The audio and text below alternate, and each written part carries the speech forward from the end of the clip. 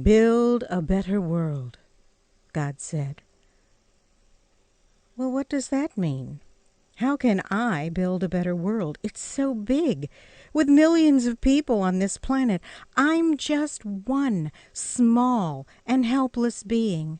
What can I do to build a better world? That's the point, God said. Just build a better you. Well, I guess that's where it all begins. It all begins with building a better you. So I went about the challenge of rebuilding myself, and here's what I learned in the process. I discovered a singular teaching that had the power to change and transform my life. I started to become the person I always wanted to be, from the inside out. Because if I couldn't change myself, how could I think of making a change in the world, or help anyone else to make a change either? Until a few years ago, I felt like a caged bird. I was caught in a trap of social dictates, living in an emotional prison. It was my own personal dungeon of depression, my own torture chamber of ego and self. But to the outside world, I looked really good. I was a successful professional, and I got a lot of things done. I was highly productive. Everyone respected me. But at night, when I laid alone in my bed, consumed by anger and resentment, I realized I was not happy. I wanted to be that free bird with powerful wings that would allow me to soar high in the skies, and like an eagle I could view my surroundings with keen judgment and full knowledge of my loftiness. I could seek my own destiny with confidence. But I was that caged bird, and my wings were clipped.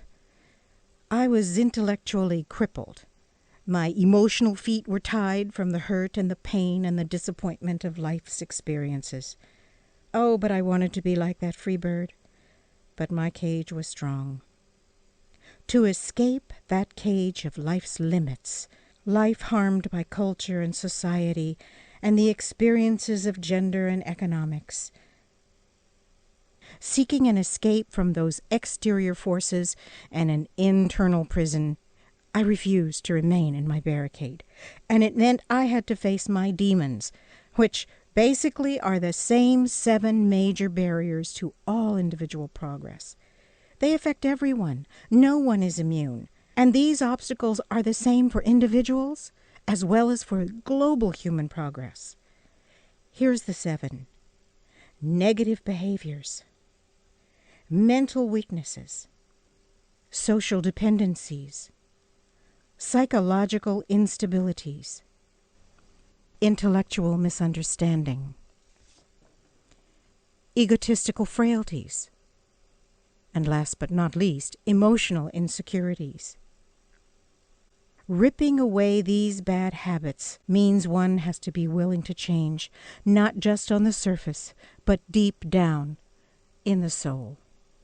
I had to unlock the bars on my cage and unlearn what I had been taught by family, society, class, culture, ethnicity, race, and gender. And from these numerous factors, I had to relearn what would make me strong, what would provide me the rewards and not the limitations. I didn't want to continue to live out the driving messages that taught me to live in accordance with all the negatives attached to my experiences. They were impediments to my growth, to my transformation, preventing me from recognizing who I really was so I could reach my true potential. When I looked at the world, I saw that humanity had proven its limitless capability to achieve wonderful things. I think of how humankind has lived and developed throughout history. I marvel at our ever-improving and continually changing condition. In the last 150 years, the world has changed more rapidly and dramatically than in all previous millennia combined. It's the 21st century. In today's world, technology grows exponentially. We communicate through the air like magic. We're doing it right now. We can live in outer space. We can clone animals and humans. We can implant body parts with bionic components. We cure disease. We prolong life. We have the power to voyage below the ocean, to journey into outer space, and to measure deep in the depths of the earth. Humanity has proven it has limitless capability to achieve greatness and benefit humanity. And that's when we demonstrate our nobility. But it has also achieved the disgraceful.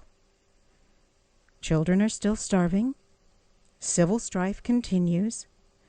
Men in military uniforms, and sometimes their sisters, engage in wars that prove nothing more than those 7 barriers to human progress, to our progress. Negative behavior, mental weakness, social dependency, psychological instability, intellectual misunderstanding, egotistical frailties, which are irresponsible and reckless egos, and emotional insecurity. When we begin to recognize any one of these barriers in ourselves, we have the opportunity to wake up from that sleep that these barriers have induced.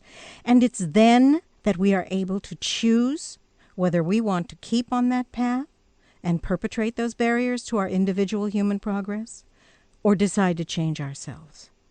What I learned that helped me transform myself away from those barriers to become a healthier human being, willing to make our world a better place, was a simple but deeply profound teaching about having nobility. It was something I was never taught, but what I learned is that nobility is a powerful force that heals us. But I had to understand what nobility really meant, because it would ultimately lead me to self-mastery, to a confident humility, a clarity of thinking, and a very meaningful life. So I hope that sharing with you my understanding of this very important and mighty teaching about nobility will empower you, will uplift your life as much as it has mine. Okay, so what is nobility? How does one become noble? Are we born with it? Is it developed? Who teaches nobility? Our parents, our families, our teachers, our friends, our religion? And why should we even bother to be noble? What would be the benefit? What does nobility really mean? When most people hear the word noble, they think of high-born, titled royalty, blue-blooded patrician aristocrats, a royal lord or a lady. But that's royalty, but not necessarily nobility. To be noble is to be distinguished, high-minded, magnanimous, dignified, honorable, worthy, admired, virtuous, respectable, having integrity, distinction, composure, presence, a loftiness of character and spirit that scorns the petty or dishonorable. One who possesses elevated principles and consistently adheres to them. So to be noble is to be righteous, good, upright, decent, moral, ethical, reputable, unselfish, generous, magnificent, splendid, imposing, dignified, proud, impressive, majestic, glorious, awesome, regal, worthy. That's great. I'm supposed to be that way. But if I'm not, help! How do I become noble? I really had to research and explore the meaning of all of this. And it wasn't overnight, but I found the answer that worked for me. And it was in a book called The Hidden Words, a remarkable and commanding book written by Baha'u'llah, who founded the Baha'i Faith. In The Hidden Words, Baha'u'llah directs humanity to become noble. He tells us that nobility is an important, practical, and metaphysical truth that we must exert every effort to understand so we can achieve. This appealed to me because the Baha'i Faith is a contemporary religion that now claims over 6 million followers from every corner of the globe. And it's the second most widespread religion in the world, exceeded only by Christianity. The Hidden Words offered me a sensible and spiritual instruction that defined and clarified nobility. It also provided discipline and wisdom two qualities that I very much desired.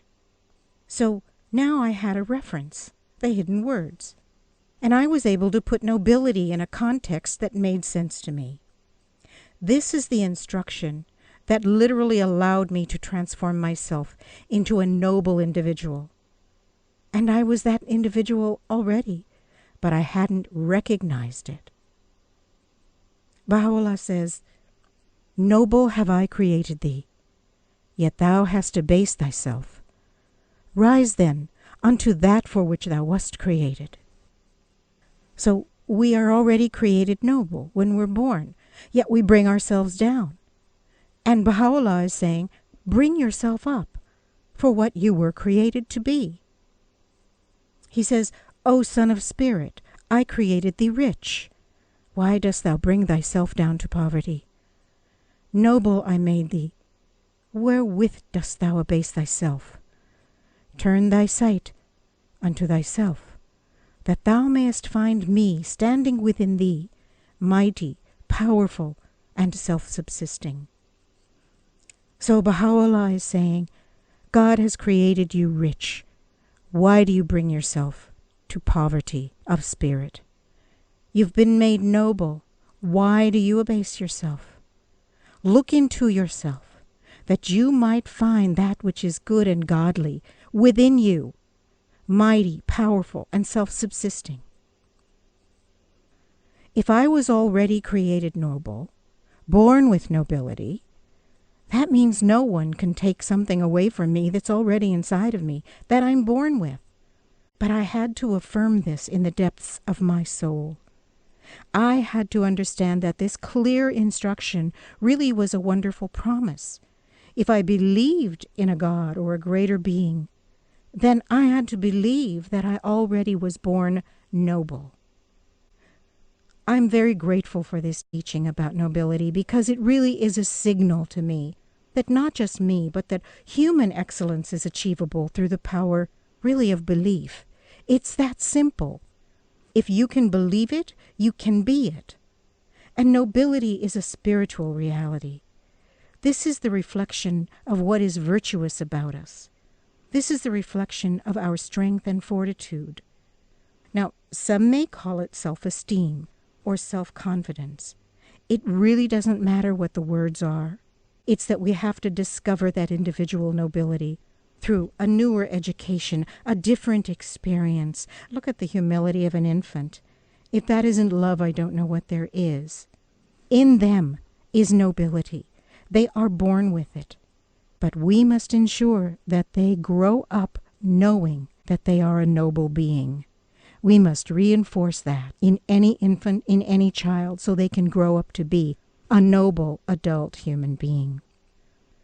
Nobility is there, just waiting for us to unleash our potential for human excellence, because that is what the power of nobility is, human excellence. So if each one of us would have been taught from our earliest childhood, from when we were an infant, that we were valued, that we were important, that we were appreciated for our unique talents and capabilities, that we were worthy of all the best that this human experience offers, wouldn't humanity be indeed as great as Baha'u'llah tells us we must become, that we must recognize?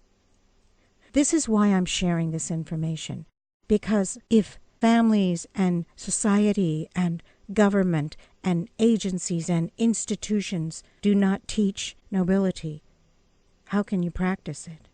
For those of us who've been given the empowering gift of what nobility really means, we must share this information to transform not only ourselves, but the world that we love, the world that we are living in, the world that is suffering, the world that is controlled by a culture of violence. We are suffering from a vacuum of virtue among our leaders, and every day we witness the cracks and craters in our universal moral ozone. We debase ourselves individually and collectively, remaining ignorant while exhibiting our lower nature. We've demonstrated that behavior for thousands of years through wars, racism, sexism, and greed. Baha'u'llah has clarified that religious racial, political, economic, and patriotic prejudices destroy the body of humanity. And as long as these prejudices prevail, the world of humanity cannot rest.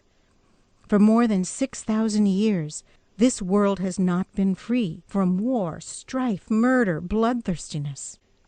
And in every period, war has been waged in one country or another. And that war was due to either religious prejudice, racial prejudice, political prejudice, or patriotic prejudice.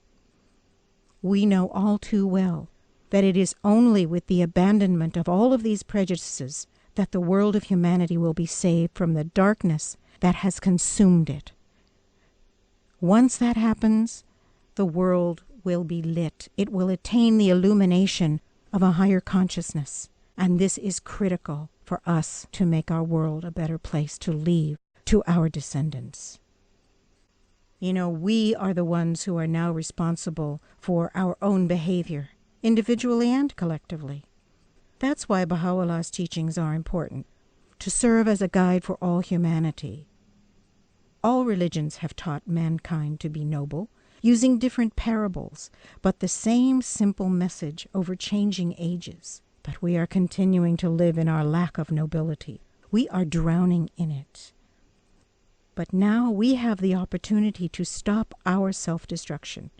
And we must, because we can no longer risk the existence of the human race. We are a powerful species. We can choose to walk in the dark or choose to walk in the light. We can choose to destroy just as easily as we can choose to create. Today, it is our choice. Our society cannot be noble until we, as individuals, learn what nobility means. Then and only then can humanity achieve our great destiny. When we teach our children, our family, friends, our educators, our business and civic leaders that nobility is what is required to save humanity from destruction, then we begin to counter the consequences of the lack of our nobility.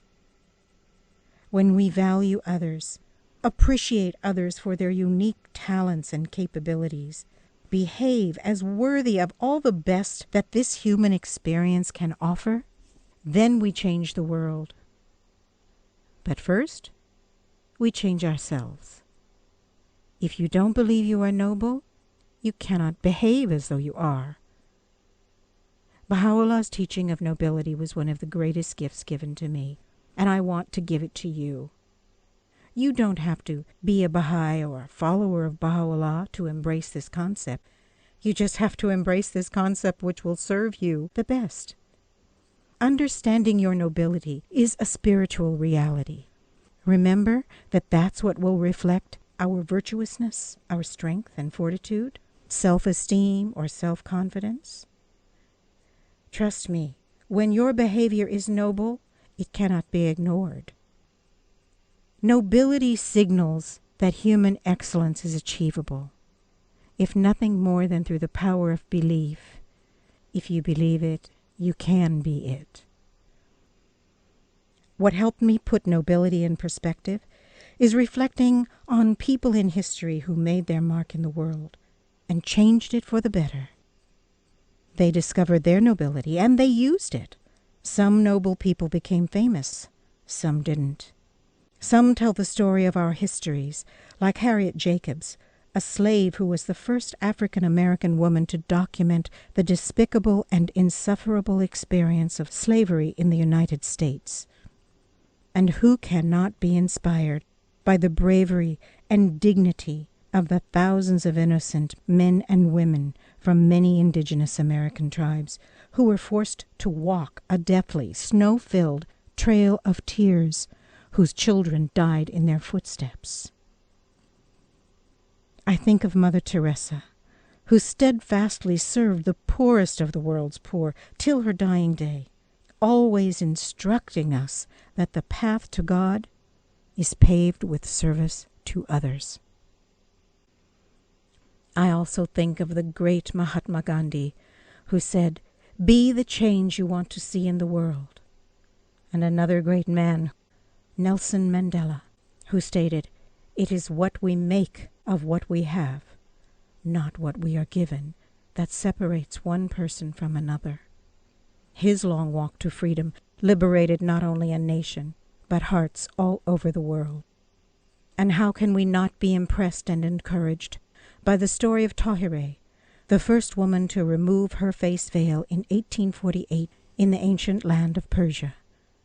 She was one of the earliest women in the struggle for human rights and equality.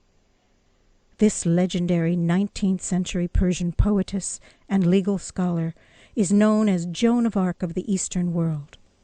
Tahereh was a transformational leader who called for social and religious freedom in a place and at a time when she herself was not allowed either of those rights. Tahereh's courage and sacrifice and commitment to justice continue to be an inspiration to all who learn her story. I am motivated by all these sheroes and heroes, and I'm sure you can think about someone you know or have known of that were the same noble beings as they.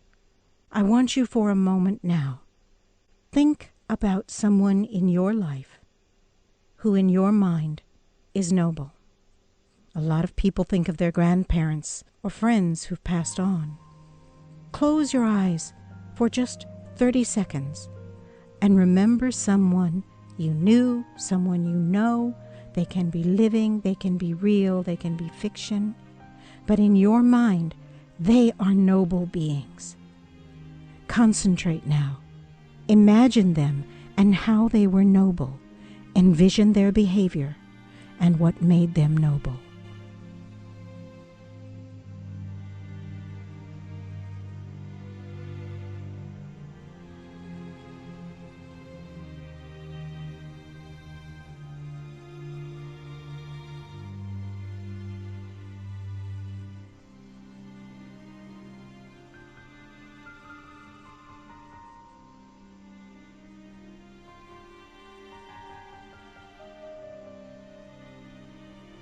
I asked you to do that exercise because if you can think of someone who you know or have known, who is or was a noble being, then you can imagine what nobility looks like.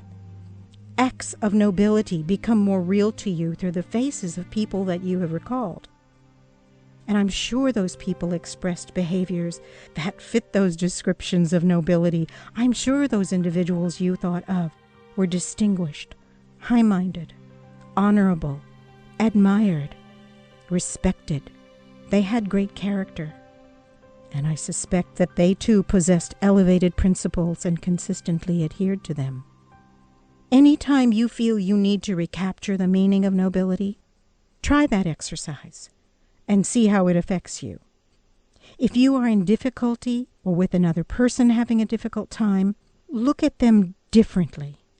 Look at them through noble eyes and see them as noble beings, because they too were born with nobility just as you were, but maybe they haven't connected with it yet, but you have connected with yours. When you're able to do that, and you can still treat them as a noble being, your entire demeanor will change the dynamic between you both, and it will shift it for the better. You might find that they don't respond to you any more nobly than before, because they haven't connected it yet. But do this with all you know and meet, and watch how your life changes. And along the way, share the concept of nobility with them. Explain to them how it has helped you, and then watch their life change too.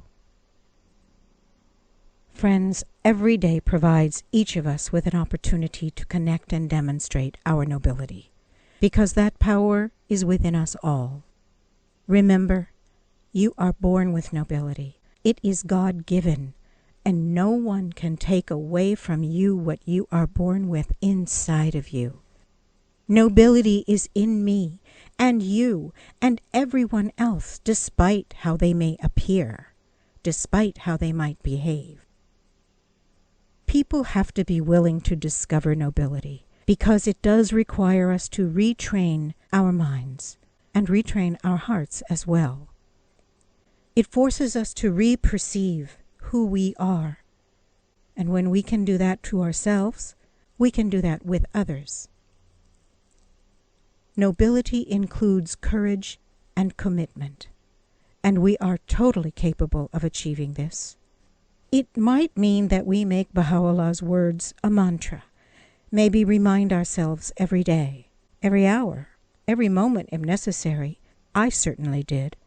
Those words of Baha'u'llah, I have created thee noble, why dost thou abase thyself? I was created noble, why am I not living up to it? When you teach this lesson to others, it grows deeper and greater inside you, because those teachings of Baha'u'llah's are for all humanity, not just me or you or only Baha'is. It's for everyone. Baha'u'llah's teaching of nobility frees us to soar as that free bird, with keen judgment, with great vision. So take this opportunity, this very moment, recognize your own nobility, and then begin recognizing the nobility of others. As you do this, you will enhance every noble quality, attribute, and virtue within you. Consider your nobility as a sacred contract with your Creator, and I promise you when you do, your life will change for the better.